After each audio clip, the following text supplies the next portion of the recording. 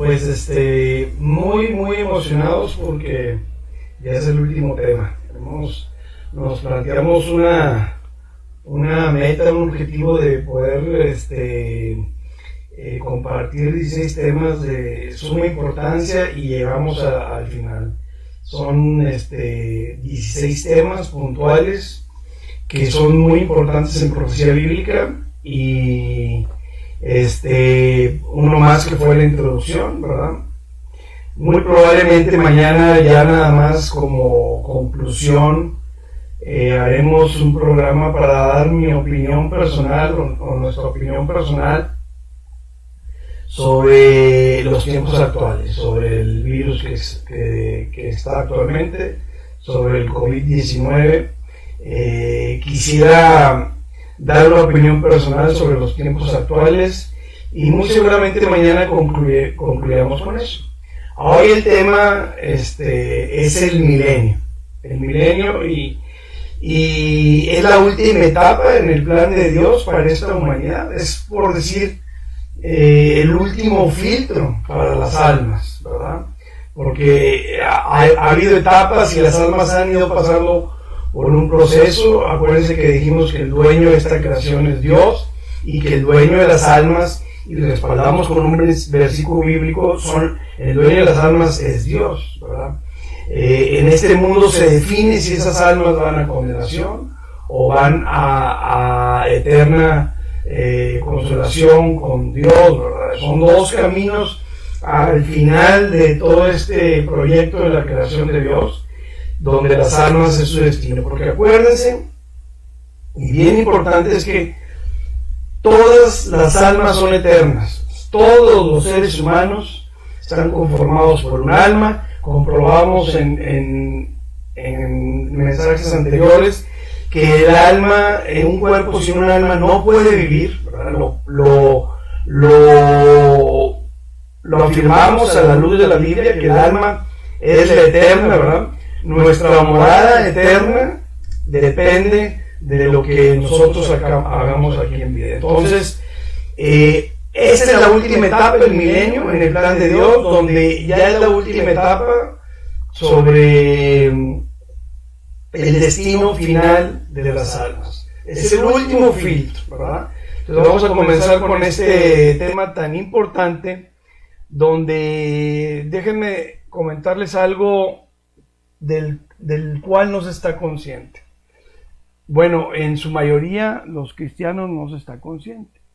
Este tema del milenio no le han dado la importancia de vida, pero hay, como hemos dicho, diferentes posturas y muy importantes sobre este tema, que es el amilenialismo, el postmilenialismo y el premilenialismo. O sea, son las posturas más importantes sobre este tema. Y se ha querido, de alguna manera, no darle la importancia a este tema, minimizarlo, pero créanme que una situación muy importante es que depende cómo esté tu postura en cuanto al milenio, es como se está interpretando la palabra. En muchas ocasiones y en muchos versículos.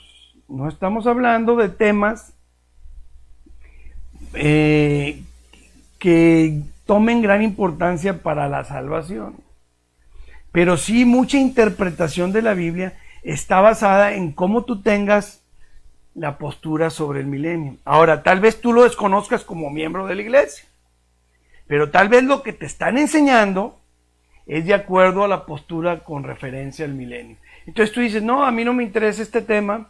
Pues créame que eres parte del tema. Si tú eres un hijo de Dios y estás asistiendo a una iglesia, te están enseñando de acuerdo a la postura sobre el milenio. Y realmente es una interpretación a veces, en ocasiones, muy diferente de un versículo de acuerdo a cómo se tenga este milenio. Entonces, que no me importe entender este asunto, bueno, créeme que eres parte, ¿verdad? Y pues por eso no lo dejamos de un lado para este tipo, para los mensajes que queríamos dar. Es de suma importancia. Tú pregunta en tu iglesia, a ver, ¿qué somos? porque de acuerdo a lo que crean, es como están enfocando mucha interpretación bíblica. Entonces eres parte, aunque te creas ajeno, eres parte del milenio. Y hay que saber en qué postura estamos, ¿verdad? Entonces, al final, más o menos ya terminando con el tema el día de hoy, vas a ver la importancia de algunos versículos donde determinan, de acuerdo a la postura que se tenga con el milenio, su interpretación. Entonces, bueno, con esto iniciamos, con esta introducción. Si los cristianos se creen ajenos a créanme que están muy, muy partícipes del tema del milenio. ¿Qué tan importante es entender la postura que se tiene en relación a este tema? ¿Por qué? Porque es de acuerdo a las enseñanzas bíblicas que te están aplicando en la iglesia donde estés. Entonces, si me creo ajeno, créanme que estamos desubicados. Ningún cristiano está ajeno a este tema. Te enseñan de acuerdo a la postura que se tiene con el milenio. Y te enseñan de acuerdo a la interpretación de la Biblia, de acuerdo a la postura que se tiene con el milenio. ¿Verdad? Entonces, pues cedo la palabra a mi esposa Mariana para que dé la bienvenida, para empezar con el tema puntual sobre el reino mileniario de Jesucristo aquí sobre la tierra. Así es, pues un tema fascinante el que veremos el día de hoy. Realmente es saberlo y entenderlo, es algo hermoso las promesas que hay de Dios para con nosotros en este tiempo que nos va a dejar estar en el milenio. Ojalá que tengas ya listo ahí donde apuntar, que tengas a la mano tu Biblia y como siempre nosotros les decimos, al final de cuentas, todo debemos de filtrarlo de la palabra del Señor. Entonces ten por ahí a mano tu Biblia, busca los versículos que te vamos a estar diciendo y haz tus apuntes para que después los estudies. Muy importante el tema y como decía Vicente, el penúltimo programa, si Dios así lo permite. Y gracias al Señor primero porque nos da la oportunidad de compartir su palabra y de que ya estamos a un paso de la meta que se propuso, ¿verdad?, de hacer estos programas para que la gente y para que nosotros como cristianos sepamos los tiempos tan importantes que estamos viviendo y que tengamos esa esperanza y que tengamos esa convicción de que Cristo pronto viene y que es un evento maravilloso que todos estamos esperando. Perfecto, entonces iniciamos. ¿Están listos? ¿Están concentrados? ¿Verdad? Van mucha concentración. Recuerden de que los temas espirituales, pues no nomás los puedes ver por encimita, ¿verdad? Hay que estar muy concentrados. Muy bien. El tema, el milenio, ¿verdad? Vamos nada más para poder ir calentando con este tema, repasar, como siempre lo hacemos, de manera muy rápida, los temas proféticos de suma importancia que hemos visto.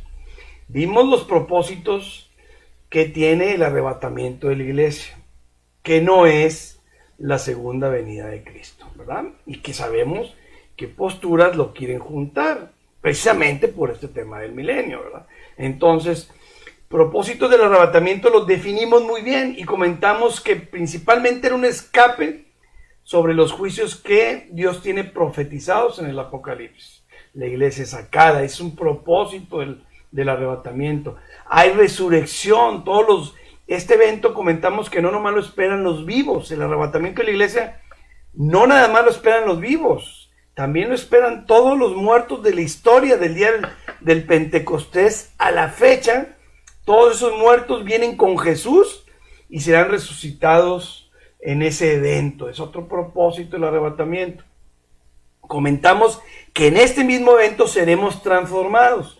No todos moriremos, pero sí todos seremos transformados. Pablo diciendo que hay una generación que no morirá, pero va a ser transformada, igual que los que resuciten incorruptibles. ¿Y dónde es? En este evento del arrebatamiento, ¿verdad? Comentamos que todos estos temas, el evento que espera la iglesia, había que tener fe, ¿verdad? Porque aquí es donde está probada nuestra fe. Comentamos que eran temas que superaban películas de de ciencia ficción que hay, ¿verdad? Cualquier película no puede plasmar lo que va a suceder en el arrebatamiento. Hay un escape de los juicios, hay una resurrección de muertos, hay un arrebatamiento de golpe, desaparecen millones de personas. ¿Para qué? También para ser llevados al tribunal de Cristo. Es otro propósito del arrebatamiento.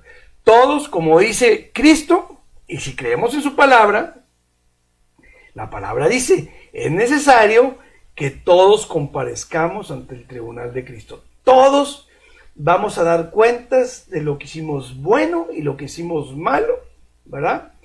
Mientras estábamos en el cuerpo. Entonces, un propósito del arrebatamiento es el tribunal de Cristo. Ahora, ¿qué más va a pasar? ¿Para qué es el arrebatamiento de la iglesia? Para presenciar la coronación del Mesías. Porque en el Apocalipsis 4 aparece la iglesia arriba, presenciando la coronación del Mesías, viendo que él abre los sellos, ¿verdad? Y viviendo un evento majestuoso. Ahí está la iglesia, ya con sus coronas, porque las coronas las está lanzando al trono de Dios. Significa que ya se pasó por el tribunal de Cristo. Entonces, un propósito es llevarnos a ese escenario que plasme el Apocalipsis 4, que no es un evento final Apocalipsis 4. O sea, los eventos siguen después del Apocalipsis 4. La iglesia ya está arriba, pero eventos siguen en la tierra y en el cielo. Después de ese evento están las famosas bodas del Cordero que todos los cristianos debemos de conocer, porque es un evento que esperamos de gran importancia, magnitud y trascendencia, ir a las bodas del Cordero cuando Cristo se casa con su iglesia. Y en este evento hay invitados. Y está la novia, ¿verdad? Y en los invitados hay lugares, más adelante y más para atrás. Ahí nomás se las dejo para que, pues, en el cielo va a haber lugares, ¿verdad? Diferentes. Muy bien, entonces explicamos el arrebatamiento, después nos fuimos a los juicios de Dios. Tuvimos que explicar los juicios de Dios, ¿verdad? Porque si vamos a escapar ¿de qué? Pues de los juicios de Dios. Y es una gran bendición saber de qué nos va a librar Dios, ¿verdad? Porque muchos irresponsablemente dicen que la iglesia pasa por los juicios. No han estudiado los juicios, ni los han entendido. Porque si los estudiaran, no afirmarían lo que están diciendo, ¿verdad? Pero un propósito de los juicios, comentamos que eran etapas de retribución. O sea, lo que siembras, vas a cosechar. Y Dios es un Dios justo, que tiene establecidos sus juicios en el Apocalipsis, ¿verdad? Y Dios nos dice que son etapas de retribución, ¿verdad? Son las consecuencias del pecado y de la rebeldía del hombre para no acercarse a las cosas de Dios, ni voltear a ver a Dios. Entonces, vamos a leer un versículo nomás para reforzar cuál es el propósito de los juicios. Por favor, Mariana, ¿me ayudas? Segunda de Tesalonicenses 1, del 6 al 10. Porque es justo delante de Dios pagar con tribulación a los que os atribulan, y a vosotros que sois atribulados, daros reposo con nosotros, cuando se manifieste el Señor Jesús desde el cielo con los ángeles de su poder, en llama de fuego para dar retribución a los que no conocieron a Dios ni obedecen el Evangelio de nuestro Señor Jesucristo. Perfecto, vamos a dejarlo ahí porque ahorita es repaso general. Para dar retribución, esta etapa de juicios, ¿cuál es su objetivo? Dar retribución a los que no conocieron a Dios ni a los que obedecen el Evangelio de nuestro Señor Jesucristo. Créanme que hay muchísimos cristianos que no se están esforzando por obedecer la palabra de Dios. O sea, no por decirte cristiano. Vean lo que dice aquí. Ni obedecen el Evangelio de nuestro Señor Jesucristo, los cuales sufrirán pena de eterna perdición, excluidos de la presencia del Señor y de la gloria de su poder. ¿Cómo sabemos que es la etapa de los juicios? Fíjense lo que dice el versículo 10, por favor, Mariana. cuando venga en aquel día para ser glorificado en sus santos y ser admirado en todos los que creyeron por cuanto nuestro testimonio ha sido creído entre vosotros. ¿Okay? Cuando venga aquel día para ser glorificado. Antes de que venga Cristo está sucediendo esta etapa de retribución. Ese es el objetivo de los juicios. Ahora, después de los juicios, hablamos el tema pasado, que viene Jesucristo. ¿Y cuáles fueron los propósitos de la segunda venida de Cristo? ¿Verdad? Vamos a verlos, por favor. El primer propósito, una situación importante es que viene a culminar los juicios.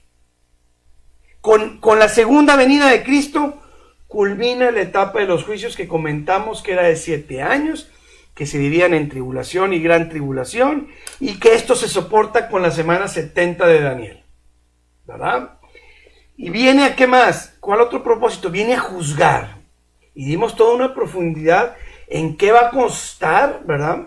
El juzgar en esa segunda venida de Cristo.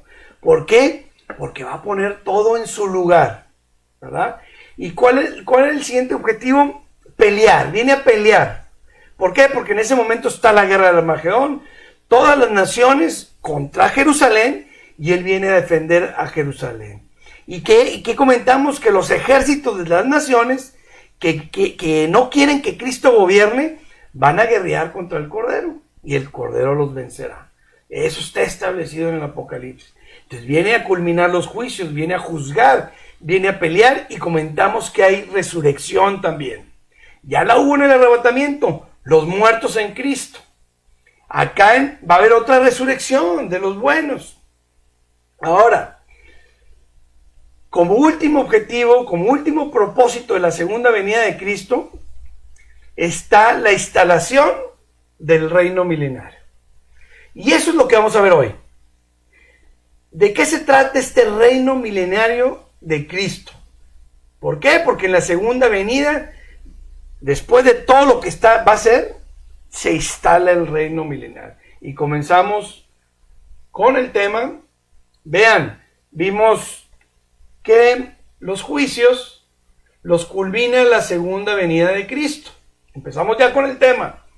Concéntrense aquí, porque es algo importante que voy a explicar. Comentamos que la segunda venida de Cristo culmina los juicios, ¿verdad?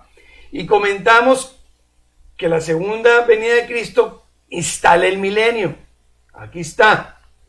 Ahí sigue la flechita. Instala el milenio. Y el milenio son 1000 años literales de paz gobernados por Cristo y por su iglesia en la tierra. ¿Qué lo culmina? La eternidad. Después del milenio pasamos a la eternidad y vamos a entender un versículo que Cristo explica en Mateo 5. Vamos a ver. Por favor, Mariana, ¿me ayudas? Mateo 5:18.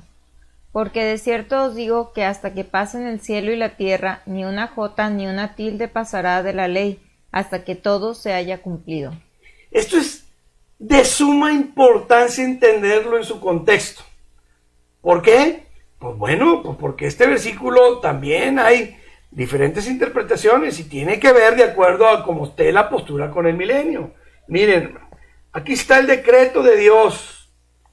Aquí está establecido y se tardó 1600 años en dejarlo. Primer libro Job, 1500 años antes de Cristo. Apocalipsis, 100 años después de Cristo, 95. 1600 años para que Dios dejara su instrucción.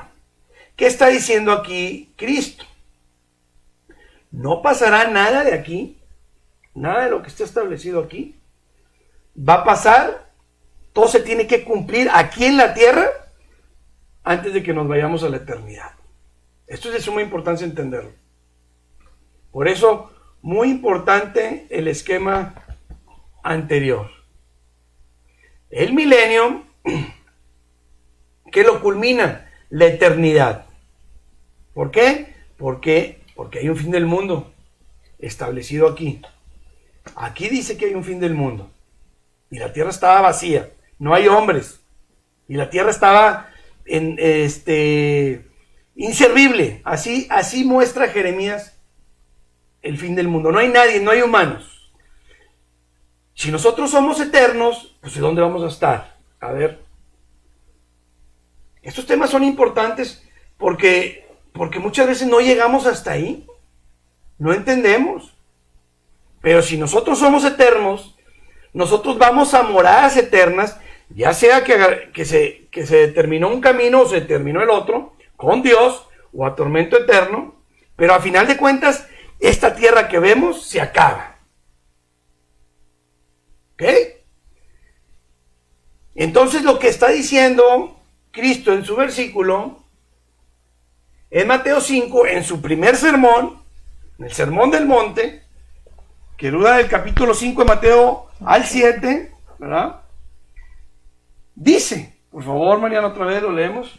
Porque de cierto os digo que hasta que pasen el cielo y la tierra, ni una jota ni una tilde pasará de la ley hasta que todo se haya cumplido. ¿Por qué jota y tilde? ¿Por qué se va al detalle? Para que no nos quede la menor duda que todo esto se tiene que cumplir. ¿Qué tan importante es comprender esto? Porque las posturas en relación al milenio dejan muchas cosas inconclusas de la Biblia al afirmar sus posturas. Y algo que nosotros hemos demostrado aquí es el premilenialismo, que Cristo viene e instala el milenio. Y ahí es donde se van a cumplir muchísimas cosas para Israel y muchísimas cosas para la iglesia. Si sacas el milenio de contexto, vas a dejar sin cumplir muchas cosas de la Biblia. Y entonces ya estamos metidos en un problema muy fuerte de interpretación. ¿Por qué es tan importante comprender este versículo? Vean cómo hay un fin del mundo en la Biblia, por favor. ¿Me ayudas, Mariana? Jeremías 4, 23, 24. Miré a la tierra, y he aquí que estaba asolada y vacía, y a los cielos... Estaba asolada y vacía. Muy bien. Y a los cielos, y no había en ellos luz. Miré a los montes, y he aquí que temblaban, y todos los collados fueron destruidos. Miré, y no había hombre, y todas las aves del cielo se habían ido. Muy bien. Jeremías profetizando que hay un fin del mundo. Tenemos que meditar. Nosotros vamos a moradas eternas. Nosotros somos eternos. El alma es eterna. ¿Okay? Fuimos creados a imagen y semejanza de Dios. Y Dios es eterno. Y nuestra alma es la eterna. Y las almas, el dueño de las almas es Dios. Y el destino de las almas son moradas eternas. Nosotros definimos a qué morada eterna queremos ir, ¿verdad? Dijimos que va a haber una etapa de retribución y que todos los que no obedecen el Evangelio van a por esa etapa de retribución. Perfecto. Dejando esto en claro, vamos a la siguiente parte. ¿Qué es el reino milenario de Cristo? Y aquí le voy a pedir por favor a Mariana que me ayude. Vamos a leer un poquito, ¿verdad? Es algo que hemos diseñado, es un documento, el que van a leer, que es el resultado de mucho estudio sobre el milenio. Donde en lo menos posible de redacción se trató de que no se nos escapara ningún detalle sobre el milenio y que quedara muy claro. Espero aprecien este documento que va a leer Mariana, porque se va a describir qué es el milenio. Por favor, Mariana. Actualmente, el reino de Dios es espiritual. Comienza cuando un pecador se arrepiente y acepta al Señor Jesucristo como único y suficiente Salvador. Muy bien. El reino que vino a instalar Jesucristo hace 2000 años fue el reino espiritual, ¿verdad? Actualmente el reino de Dios es espiritual. ¿Cuándo comienza? Cuando lo recibes en tu corazón y comienza el reino espiritual a actuar en tu vida. Pero esta es una etapa. O sea, la mayor confusión es que piensan que ya se instaló su reino hace 2000 años Y ya se acabó todo. Se instaló el reino espiritual. Por favor, seguimos. En este momento la persona es sellada con el Espíritu Santo, instalándose el reino de Dios en su corazón, comenzando su crecimiento doctrinal y transformación espiritual. Pero esto es solo una etapa en el plan de Dios para la humanidad, porque llegará el día en que el reino de Dios se instale política y visiblemente en toda la tierra, y se aplicará a todas las naciones, a todas las personas, a toda lengua, y todos serán gobernados por el Hijo de Dios y por su iglesia. Muy bien. Hemos demostrado en versículos anteriores y en conferencias, ¿verdad?, que Jesucristo va a reinar junto con su iglesia a las naciones con vara de hierro. Y ese reino será un reino de paz. El mismo Apocalipsis establece que nosotros tenemos promesas como iglesia que gobernaremos sobre las naciones. Y esto se va a dar en el milenio, no en esta etapa de un reino espiritual. Se va a dar con las naciones que sobrevivan a los juicios, porque va a haber sobrevivientes. Vimos un versículo que la tercera parte, 3/4 partes de la humanidad, ¿qué?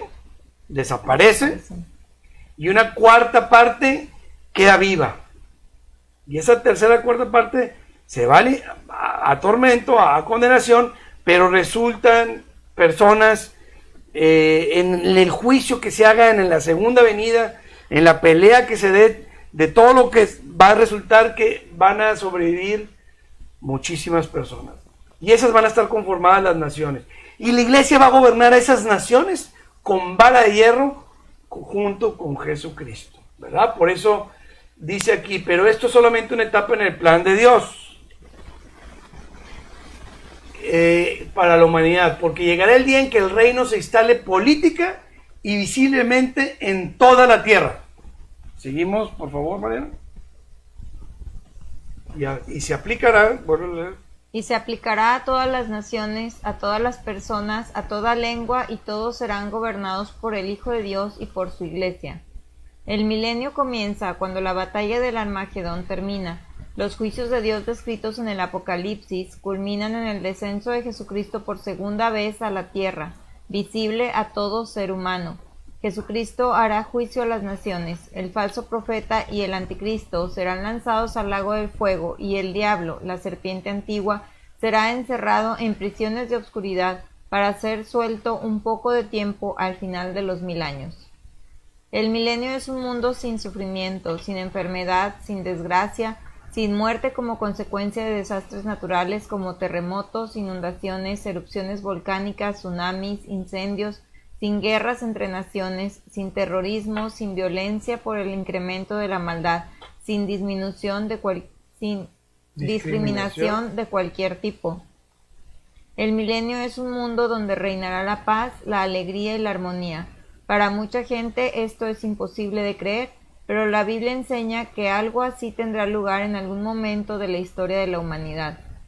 El milenio será habitado únicamente por creyentes, tanto de descendencia judía como de gentiles, y no habrá ni una sola persona incrédula para entonces, sin Satanás de por medio, ni la bestia, ni el falso profeta, sin los demonios, ni sin los incrédulos. El mundo será un paraíso. El único vestigio de pecado estará en el corazón de los creyentes debido a su vieja naturaleza que, como cualquier creyente,